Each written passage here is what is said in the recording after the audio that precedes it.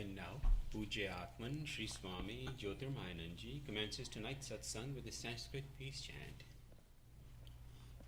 Om Purnamadaha Purnamidam Purnat Purnamudachyate Purnasya Purnamadaya Purnamevavashishyate. Om Shanti Shanti Shanti. We begin with Mystic Song by Sri Swami Lalitananda, played and sung by Sri Swami Umananda and Rajneesh. Our song tonight is based on a poem by Swamiji. It's called O Krishna.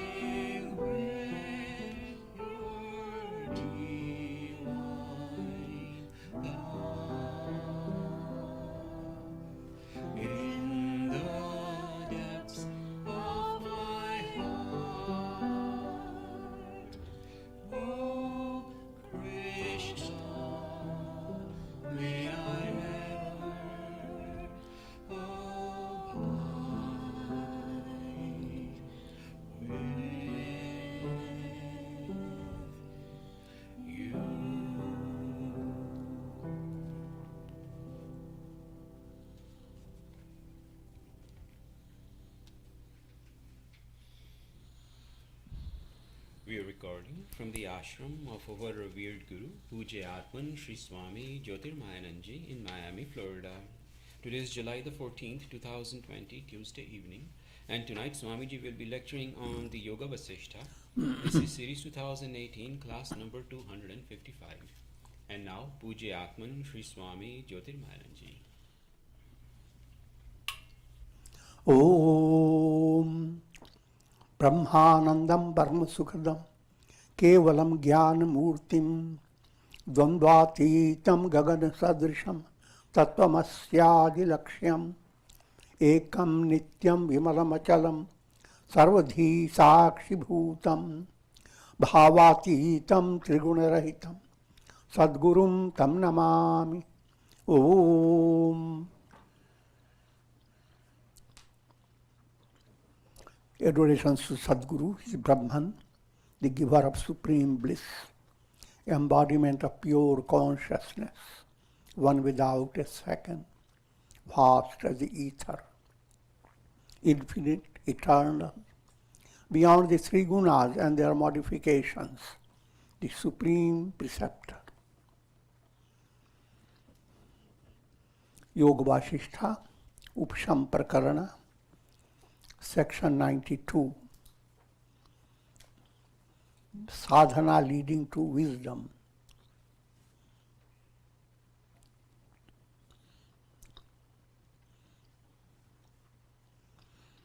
Good association.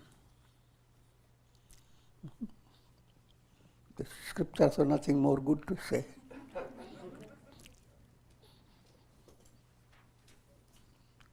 Good association. Satsanga. Knowledge of the scriptures. All these have to be understood in a profound way. Of course, you begin with whether you understand profoundly or not. You go to where satsanga becomes available, where teachings are being given by advanced souls, and you join. That's called good. What we are having is illustration of satsanga.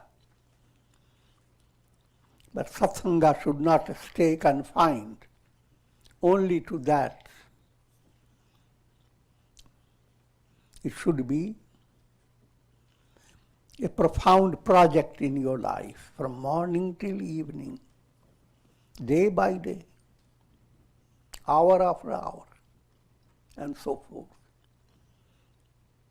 But that doesn't mean that now your mind has to be always in a state of stress. What is satsanga? What is not satsanga? Your love for satsanga should be a delicacy.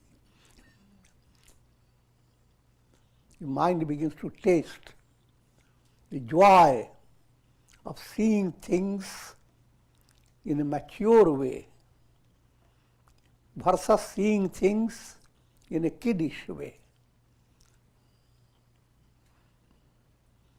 And move away from being childish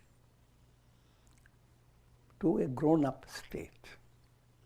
That, again, easily said, but that's your whole challenge. You never grow up in one day.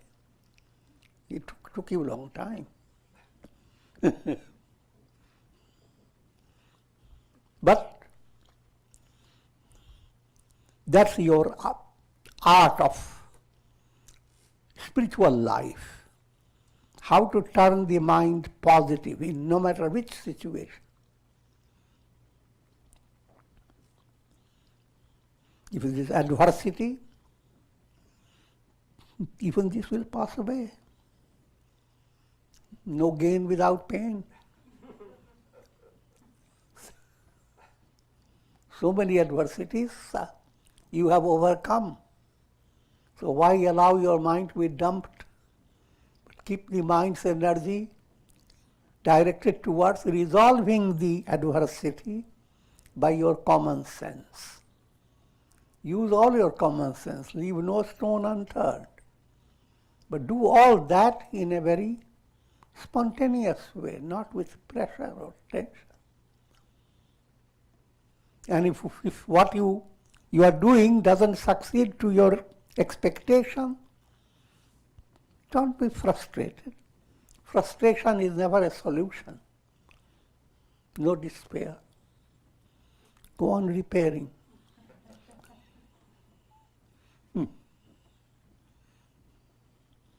So, when you turn your attention to in this direction, satsanga is opening its door. More advanced, now we begin to see spiritual qualities in others.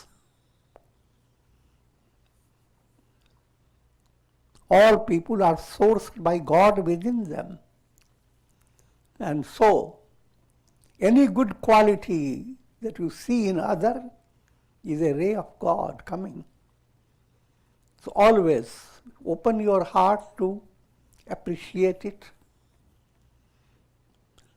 recognize it, and in practical way, encourage people who have those good qualities to develop more.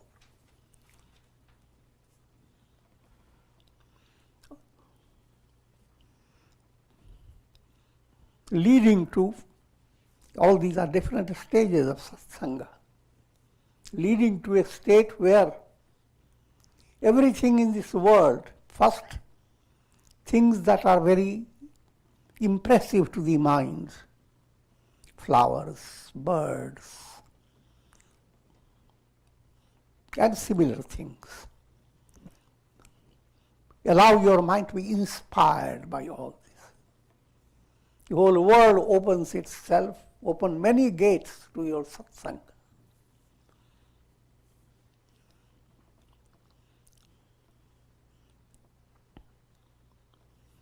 So that's simply I'm giving you some flashes of satsanga. Knowledge of the scripture, swadhyaya, that also has all these implications. Literally implies you take up a scripture, you study under the guidance of Guru, Gita, Upanishad, Brahma Sutras, any scriptures, Ramayana, Mahabharata, Bhagavad Puran, Yoga Vasistha, or any scripture that appeals to you.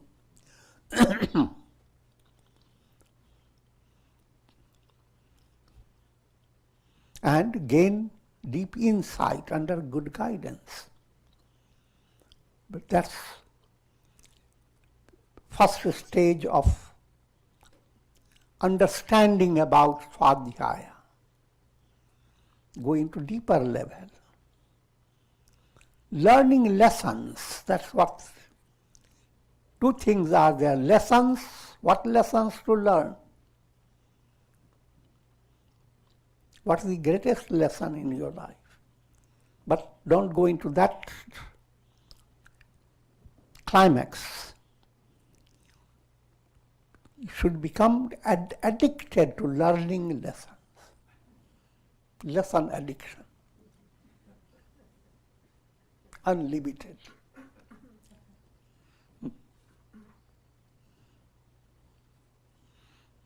And especially lessons that are bringing changes in your personality,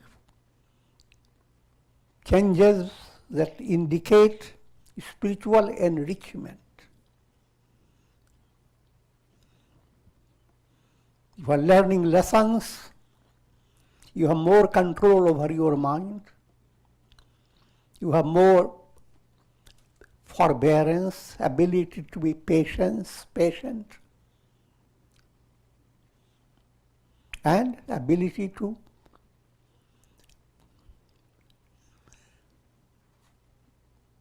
not go after finger pointing constantly. Allow 3 fingers to point to you. Use that mathematics.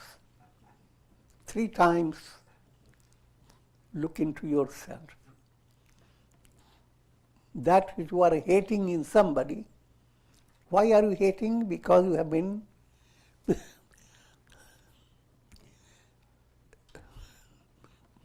you have been attacked by those qualities 3 times.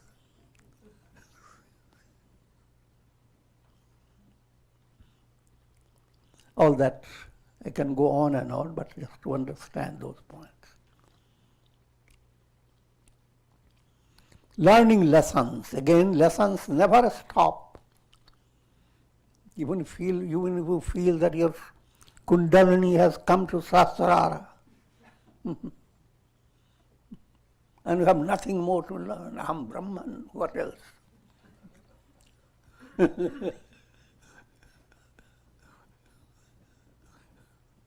Continue learning lessons.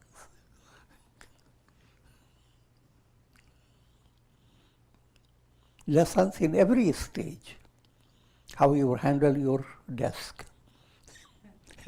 How you keep informed with your the technical progress that goes on modifying your whole computer. But not going in obsessive detail, but according to the need of your personality. Your swadharma, performance of duty, should not be old style 50 years back.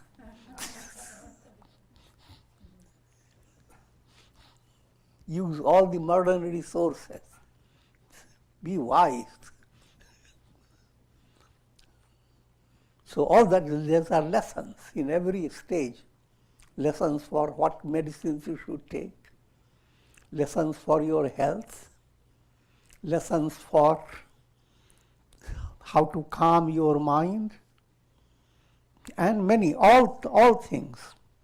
The errors that drive you backwards, how not to repeat them again and again.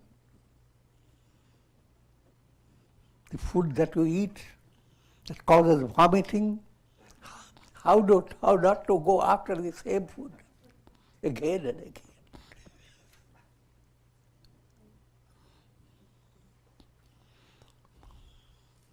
So lessons are boundless. And in your own relationships, how to learn lessons. You said something, what you think is right, but the person listening to it didn't follow that way, was hurt, because you are telling someone you are foolish, dull wit.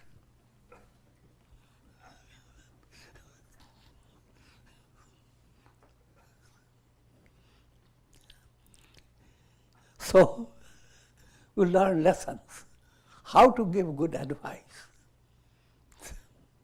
50 times you have failed in giving advice in a right way. Go on correcting yourself. Come to that level that the person never feels that that he or she is being instructed. But loving atmosphere.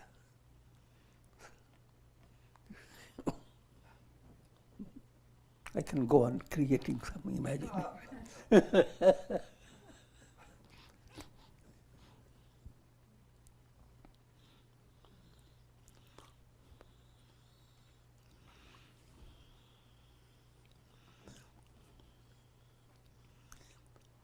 So, renunciation of vasanas,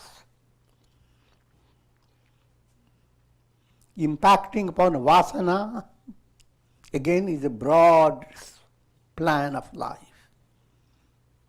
All this I said in a positive way. Any of that practice that is bringing positive state is changing your vasana. What lessons you learn,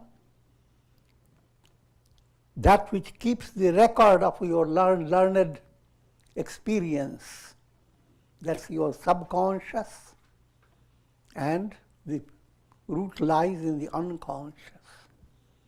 So they are well packed without giving big space to your head.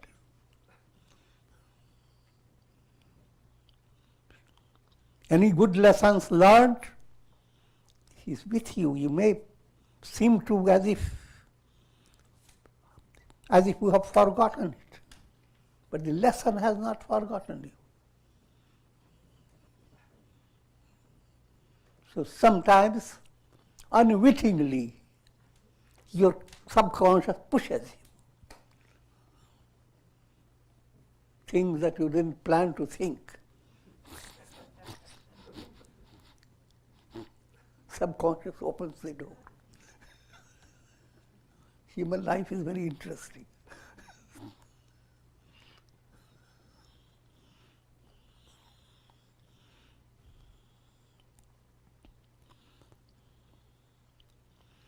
And control of the pranas, which we have gone through.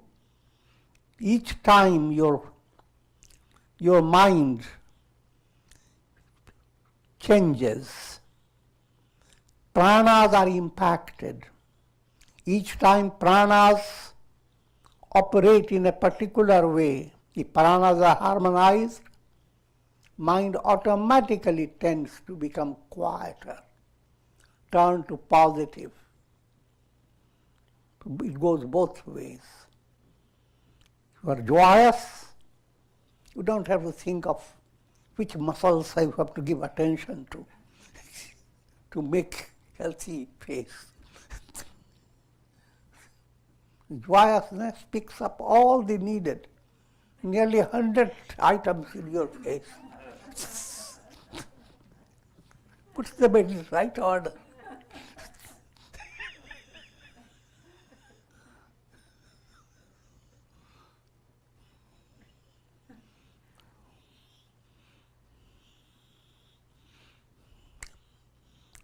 I'm doing it in a humorous way, but you have to understand, it applies to all, your entire scheme for having healthy personality, healthy body. More positive mind, greater is your ability to prevent diseases, maintain good health, secure longevity, and live a life that has meaning, not meaningless life.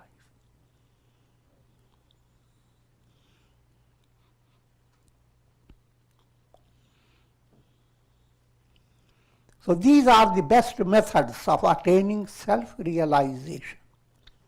Without taking recourse to these, those who adopt various austerities and disciplines led by their own whims and fancies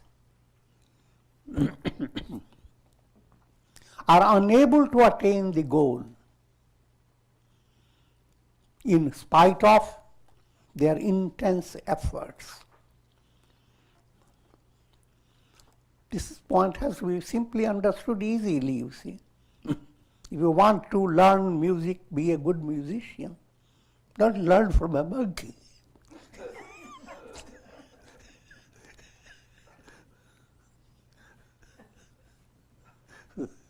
No matter how long you spend your time joking, crying, don't learn from those who don't have the skill. But they have a lot of popularity. Because when they start the music, they shout, they jump. And many people join with them. So monkey dances, monkey jumps, monkeys follow.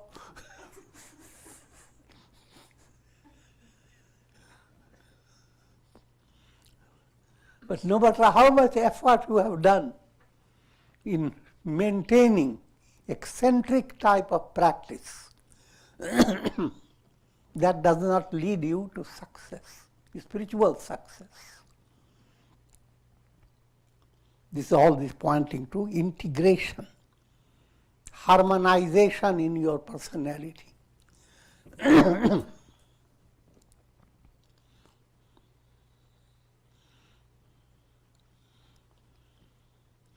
The simple point that allow your karma, karma yoga, bhakti yoga, dhyana yoga, jnana yoga, your action, your emotion, your will and your reason. Allow all these to be operative in your life, but in a harmonious way. Just like in music, the chords of the music must follow a rhythm, a harmony, a melody. That melody aspect will come gradually if you continue your sadhana under good guidance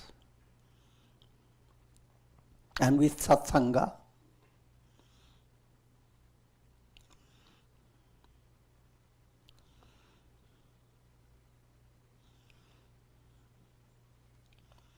Without taking recourse to these, those who spend the time performing various rituals, austerities, pilgrimage, and charitable deeds, are unable to root out suffering from their hearts. The people in the name of religion, suddenly they bring to their mind that let's do this ritual, and what Padma Puran says that way. All these list of so much sandal, so much coconut, so much this, so much. What was presented so many years back, 100 years back, and you want to follow exact detail. Now, those who perform ritual with detail, that's perfectly okay. But to stay completely confined, that unless the ritual is done exactly as it is, Bilva Patra, if it doesn't have the 3 in it, it's not perfect.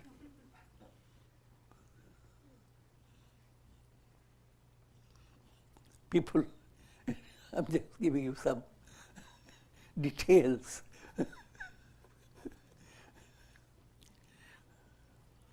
To take up a long trip, far distant in a pilgrimage place, and there performing certain ritual in the Shiva's temple, suddenly they had brought right type of bilwa leaves, 3 together. But some monkey took it.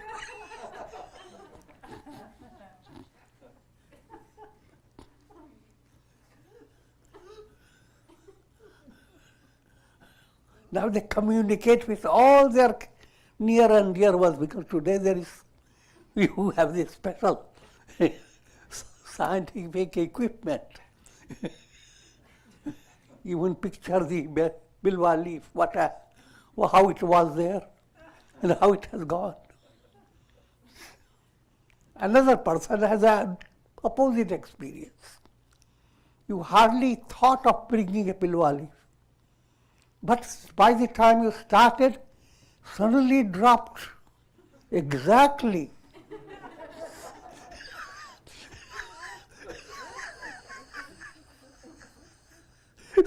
So your entire sadhana is just focused on that happening.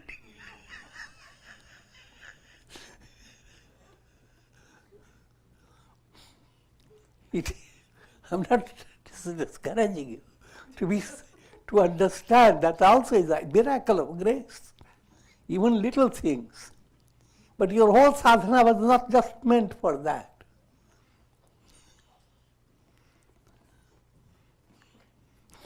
But you interrupt your entire trip only on that basis. So that's a big drawback.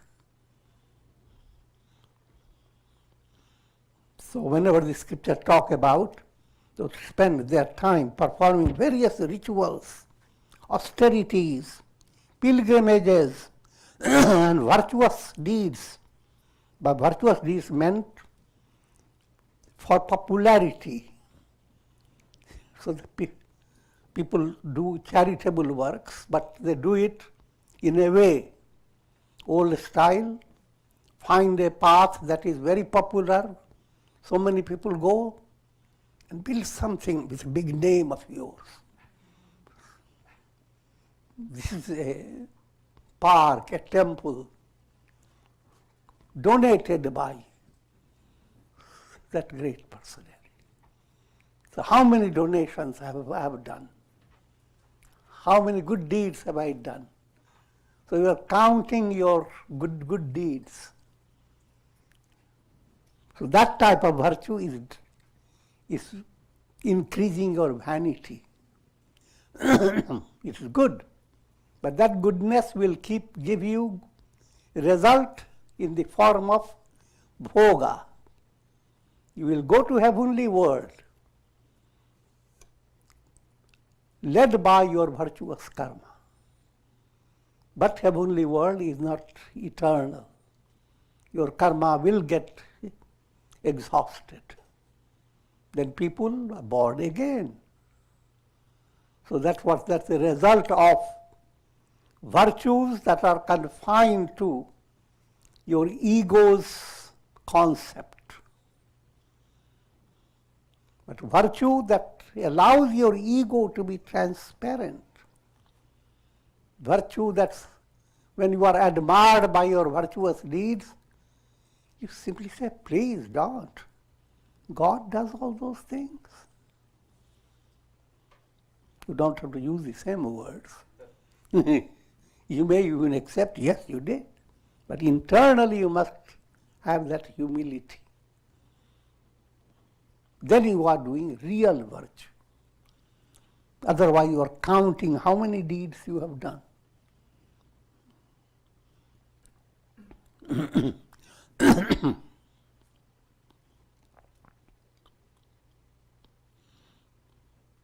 All these people are unable to root out suffering from their hearts. Their minds are like frightened deer in a forest. That's what the predicament of the deer is. They look very dear. But I'm more frightened, more dear.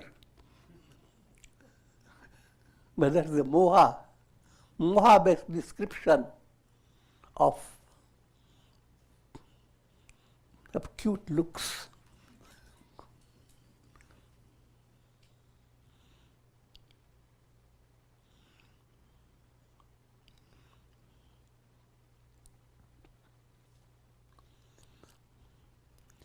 But let's go into the meaning behind it.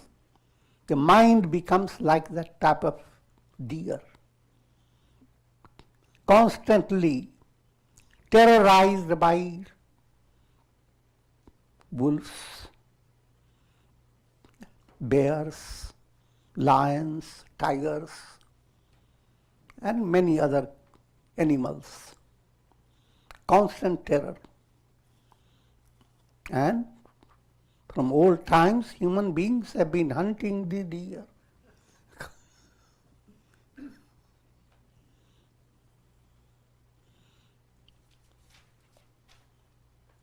And mind faces that type. This is allegorical description of how your mind, living in this world, is constantly collecting impressions of terror. And modern world of this virus is giving you more, opening the whole window from morning till evening.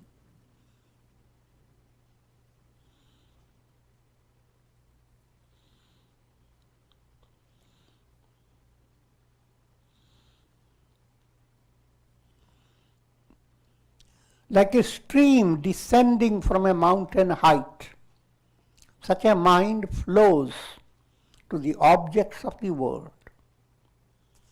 The mind has nothing to do but finding spots where you can have more contents for your worry. Worrisome.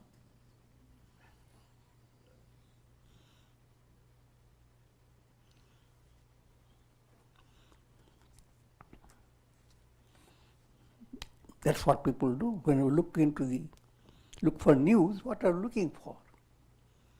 All terrorizing things.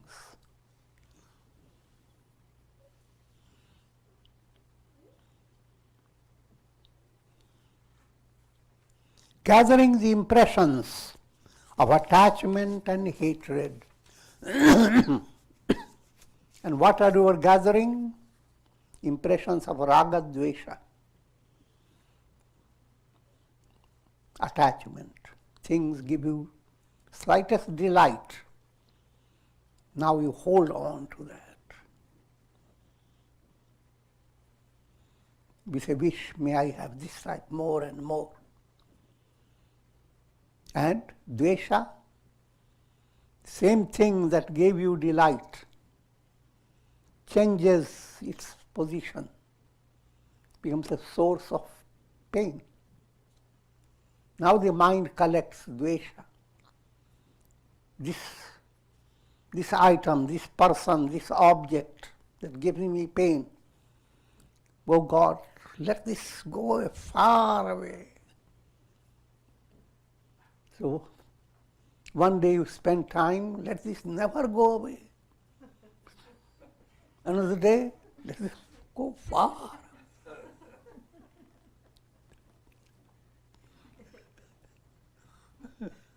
And you are gathering this confused project in your mind. One compartment of your mind has kept impressions. How wonderful this. Another, all bitter experiences. I'm highlighting, it is not like that exactly, but to make things easy.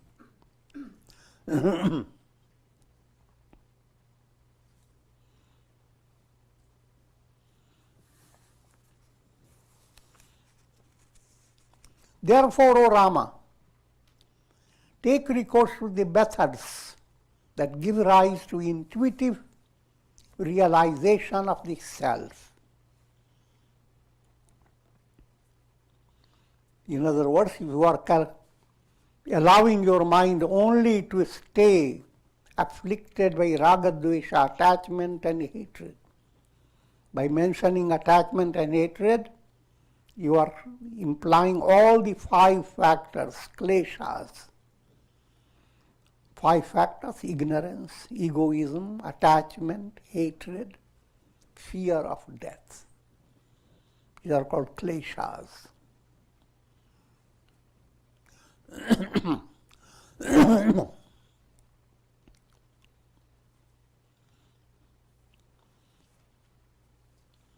An important point, if mind is rid of clished samskaras, impressions based upon kleshas,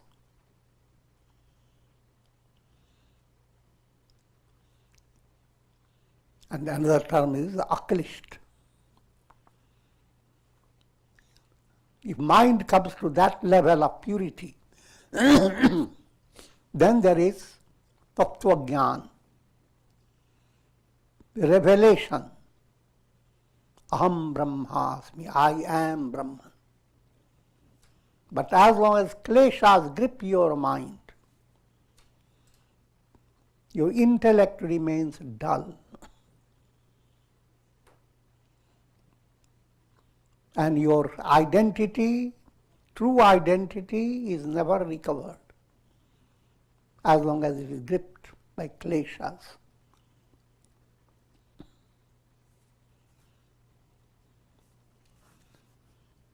He who has attained wisdom is indeed happy, truly alive, and profoundly strong.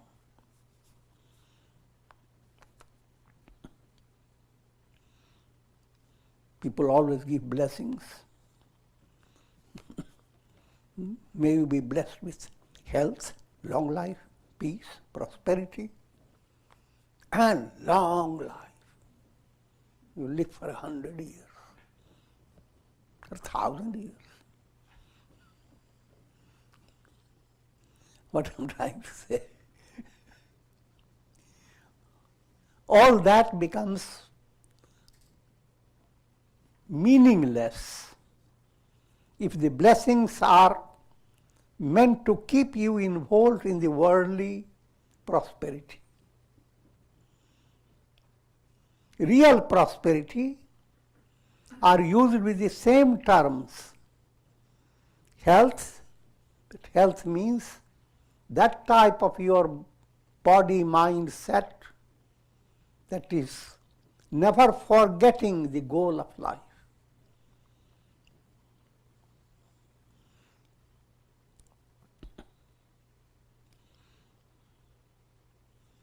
then you are really healthy.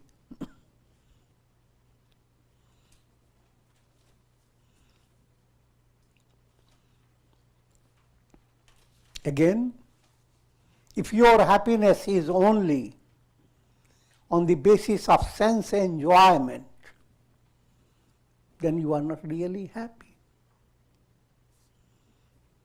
If you are alive, very healthy, to eat more and more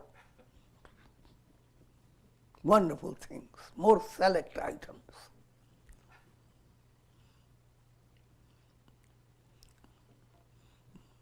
then that is not real joy of life. You are not truly alive. And your strength you measure on the basis of overcoming your enemies, or demonstrating, like wrestlers demonstrate how their muscles. If that type of health you possess, then you are not truly healthy. If that type of strength you possess, that's not real strength.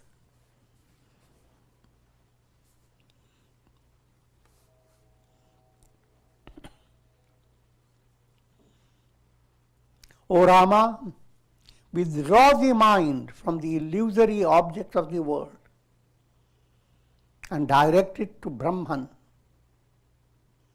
with a vision of inward detachment. Continue to perform your duties in daily life. Be established in the state of mystic inaction, even while performing actions in the world. This advanced and mature understanding of the goal of life. Put it in modern terminology, with this virus type of setting, we speak of self-isolation and social distancing.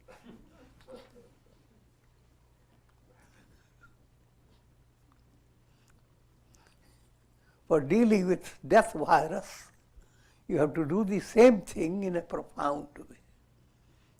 Self-isolation. Always be focused on knowing, who am I?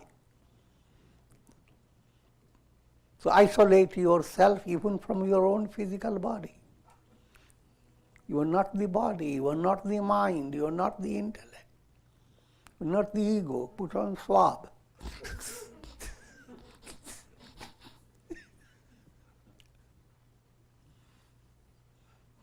That's a picture of self-isolation. Even during practice, you close your door, do your sadhana. At that time, you don't allow anybody.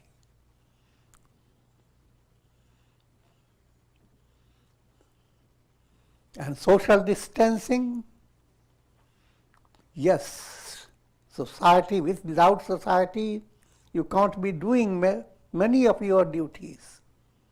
But distance, keep 6 feet.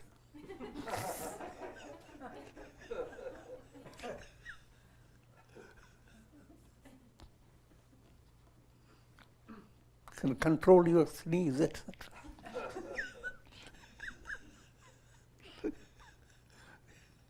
Humorous way I'm trying to say. How to live with people, but with an internal detachment.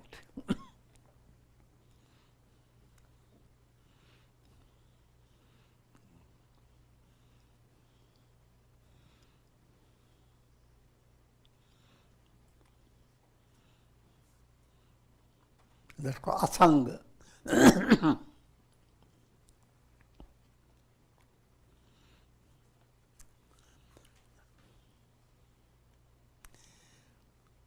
Continue to perform your duties in daily life.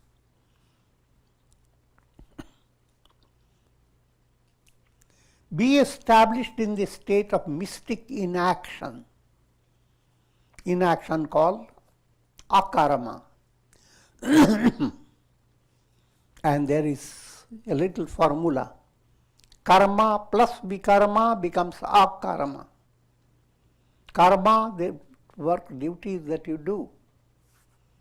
Vikarma, what type of attitude you have behind your duties. The attitude that you should have should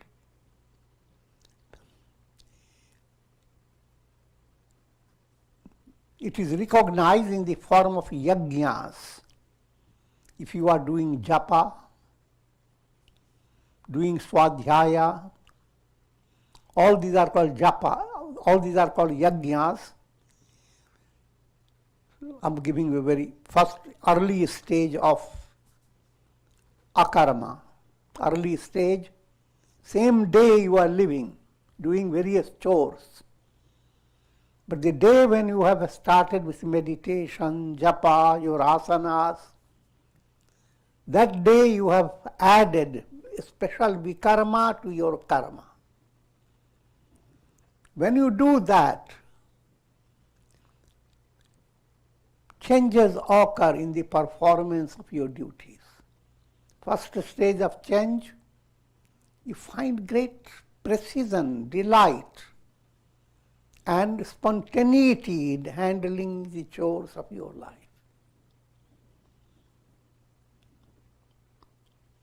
Your skill goes higher and higher, even in adverse situations, when there is storm and similar situations of great noise and great disorder of all types. Still you continue.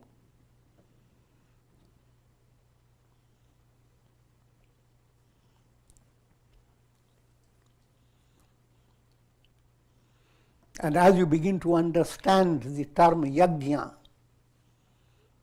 if you are sharing knowledge, that's called jnana yajna. So if your activity in daily life mixes with yajna, all yajnas are called vikarmas. They are karma, but a specialized karma. The specialized karma, vishesh karma, vikarma. The specialized karma blended with your practical daily duties. Once you blend that, your duties, your karmas, instead of keeping you confined to the fruit of karma, it begins to promote purity in your heart, bhavana shuddhi.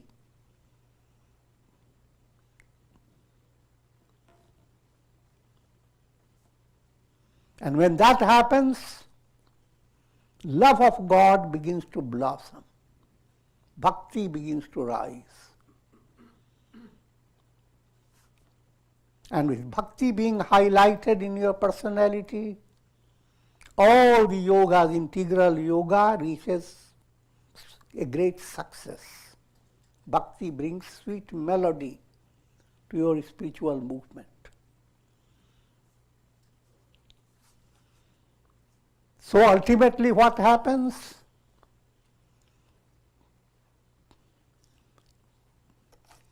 You appear to be involved in dynamic activities, unthwarted by so many challenging situations.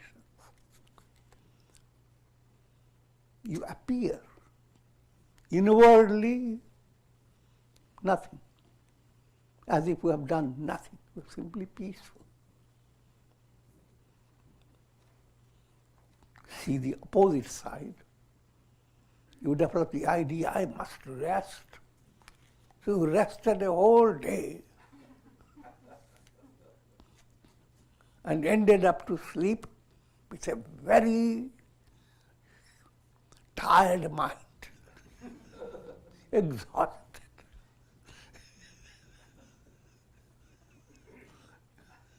So even though it appeared that you did no karma. But you ended up being more involved in the burden of karma. On the other hand, a joyous, ideal life, you did lots of karmas. And you complained that the time is so short. I have such a big project. I'm joking a little. Complain only with satire, in a joyous way. And we ended up absolutely relaxed. Because God made you do all those things. See, it is God in whose arms you rest. So understand the two types of, these are ideals, so you don't think suddenly this will change, will come. But that should be your goal.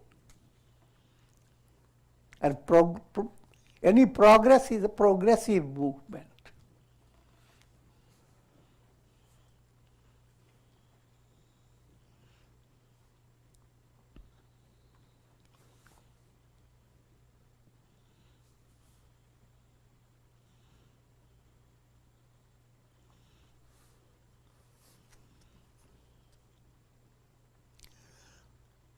Next we are entering into section 93.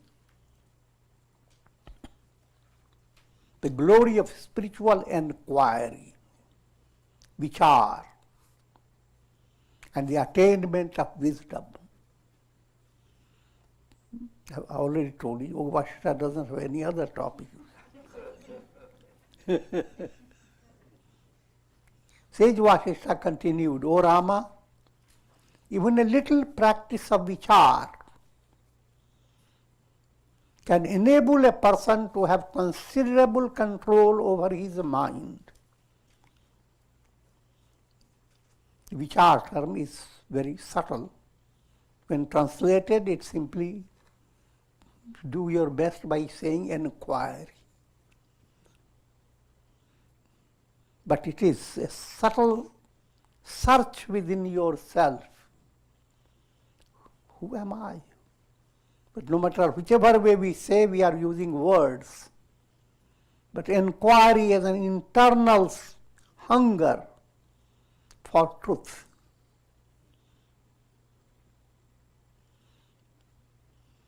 And you go on gaining that as you succeed in your daily sadhana. Each time your mind relaxes, becomes meditative, there is inspiration. Certain thoughts that you were keeping your mind clouded, inspiration drives them away, fills you with energy.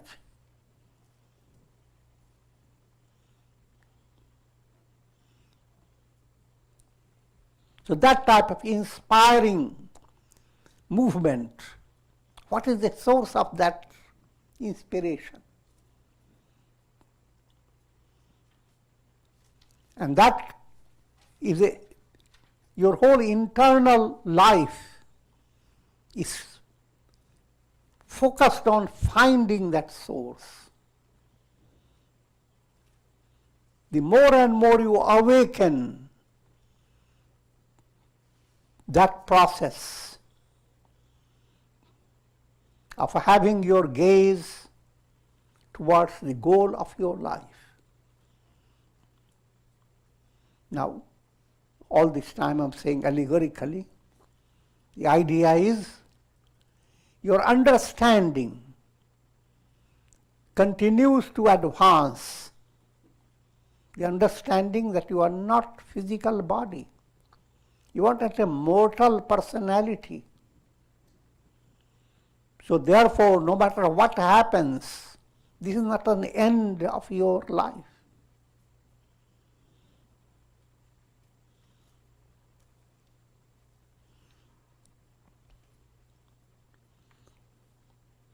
And as inquiry advances, you begin to have that revelation. The I am in you. Now, let me give you a simple illustration. All consider the sun as the I am. All reflected suns appear like the sun. Each reflected sun in a jar of water has created its own illusory identity. And that's the predicament of every soul in the state of embodiment. Everyone feels me. How am I related to those other people? Look at it, they are so happy and I am not. Or I am very happy and they are not. Whichever way.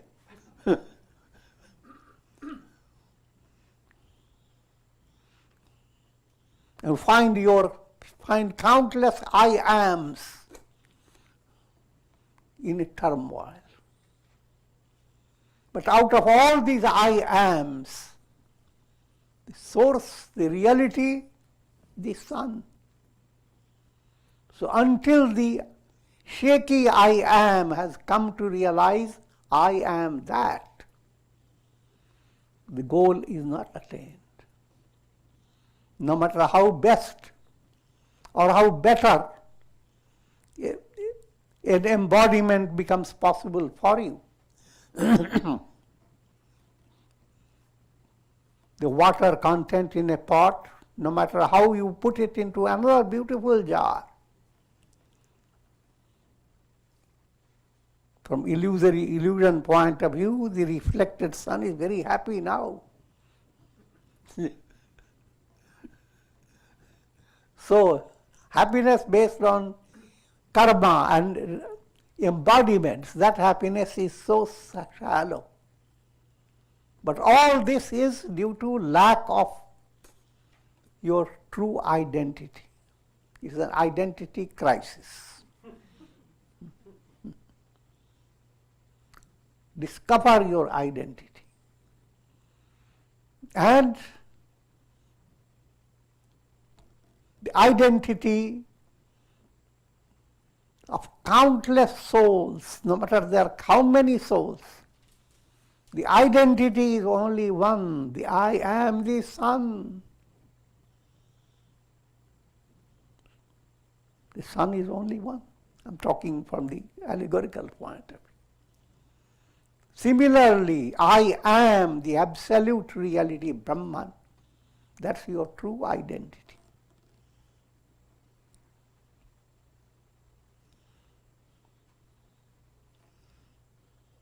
He who has practiced spiritual inquiry has indeed attained the highest fruit of his life. And that's your highest fruit. But he who lives without the practice of inquiry leads a fruitless existence. You are gripped by death virus, no matter what you attain, led by your karma. Your goal, discovering your identity, Satchidananda, absolute existence, absolute consciousness, absolute bliss, eternity, immortality. Aham Brahmasmi, I am Brahman. And this we will bring again and again. So it's not all over.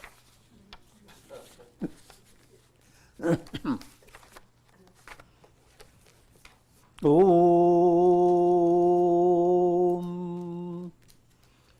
Prayer for shower of grace, grace of Karunamaya Rasa of God over all those who are suffering, and try to develop spiritual sensitivity, draw inspiration from satsanga, practice real self-isolation. It's a joyous opportunity. And social distance.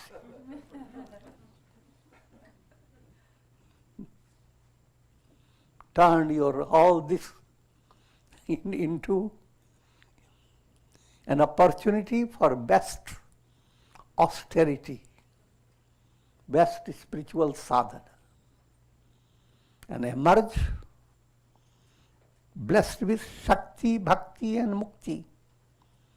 When we say Shakti, I'm not talking about the muscular Shakti. The strength that allows you not to be elated, not to become full of vanity. When the demons of anger, hate come with their big mouths and big paws, have the divine muscle to drive them away. That is called strength. That Shakti, Bhakti, love of God. All love that you have experienced, they have been shaky. दिल के टुकड़े हजार हुए. Your heart has been cracked up into million times, in million pieces.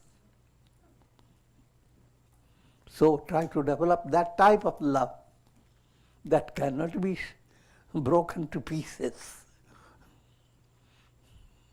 but joins all pieces and brings them into absolute peace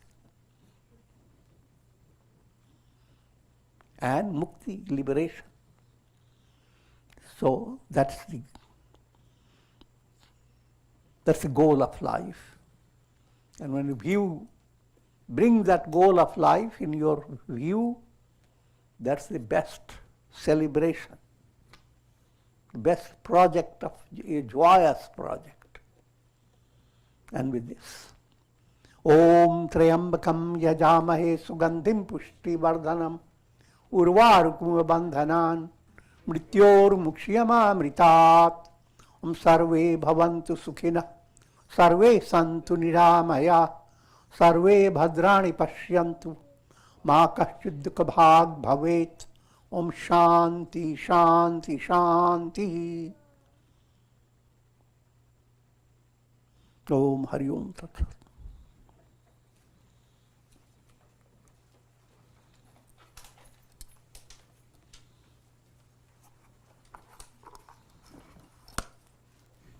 Please feel free to ask any questions that you have.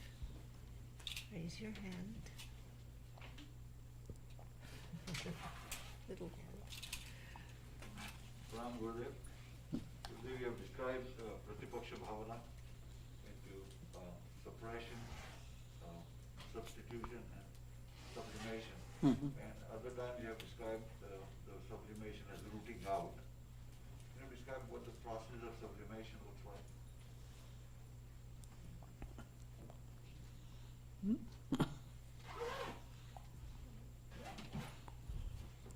Process of sublimation.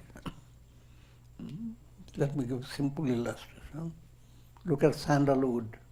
How does it look? Burn it,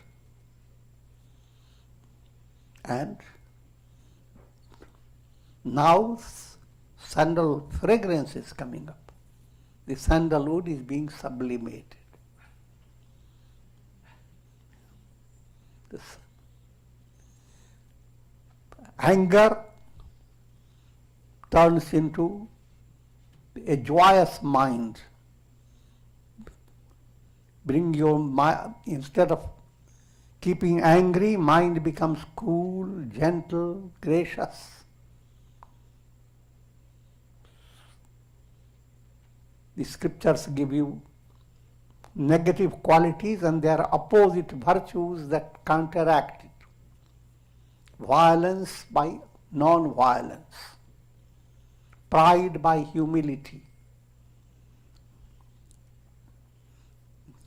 miserliness by generosity. And of all this, pride turning into humility is advanced state of sublimation. If egoism itself is being sublimated, then all other virtues join in. Humility is the general of the army of gods, general of virtues. Natimanita, namrata. So that's what it looks like. How does conceit look like? And how does humility look like? The same energy that was disintegrated when you are conceited, that disintegration has become corrected. If you want still cruder illustration, go into the kitchen and hardly you start touching a pot, you jump back because if the electricity there is not operating in a right way. You put it on the lowest heat, but it is the highest heat.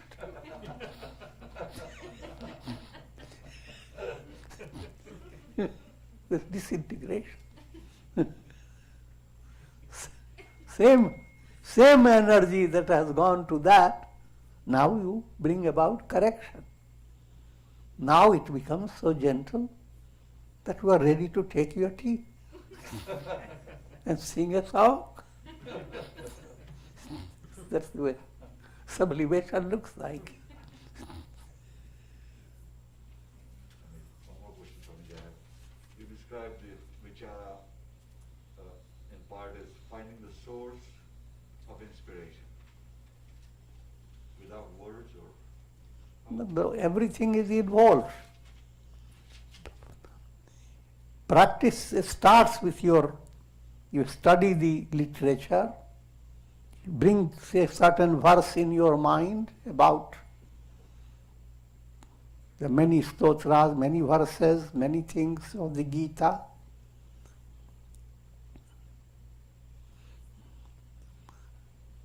And to aid your inquiry, who am I? The soul in you is immortal. Shuddhosi, Buddhosi, Niranjanosi. But bringing those words and staying just with those words is not, that's just like you going to an office, just sitting on the chair doesn't mean you have accomplished any job in the office. But going to the office is important. So, having sources from the scriptures that direct your attention towards the project of inquiry, all that is perfectly commendable, they are needed, but not to stay in that level. As you go on practicing meditation, you heard from the literature, Aham Brahma, I am Brahman, this is the highest project. And your tongue has remembered it. And teeth can be easily shout out to it. but Aham Brahmasmi, how do you really experience it? In order to understand it, you have now to allow your mind to go through patiently, day by day, as you are doing sadhana. Your understanding of that aham becomes deeper and deeper. In the beginning, there will be doubt. Okay, this scripture says aham brahmasmi. The other scripture says no. You should be always bowing down to God. Never become one with God. Don't be so foolish.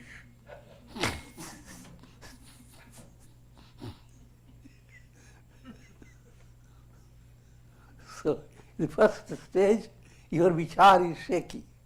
One day you go that way, yes, I should be Aham Brahma. But that Aham Brahmasmi, that wouldn't help me in my business.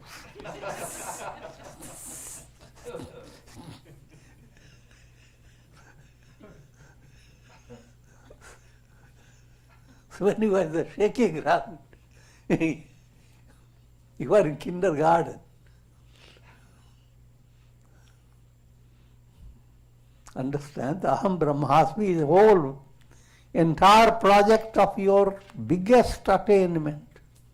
In every stage, you are highly enriched. That's put it in biblical language. Seek ye first the kingdom of heaven. That kingdom of heaven is Aham Brahmasmi.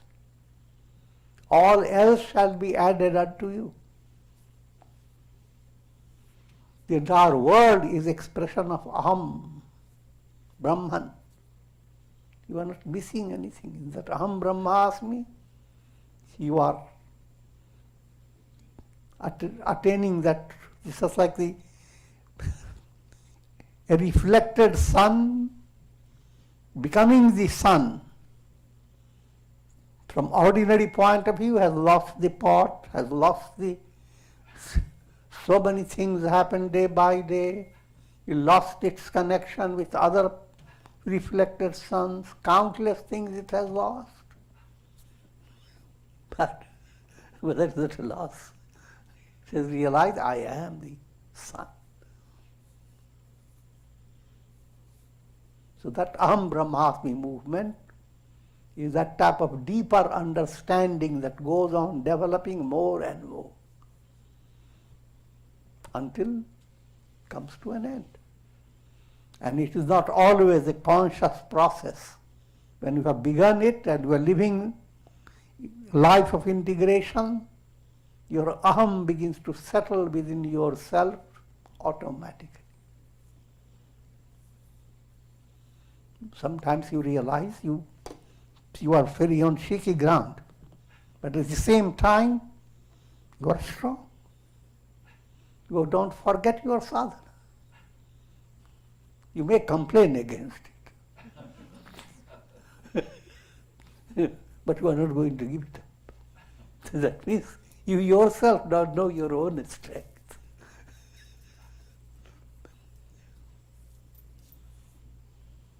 Okay. So we conclude for tonight and await continuation tomorrow night at 7:30.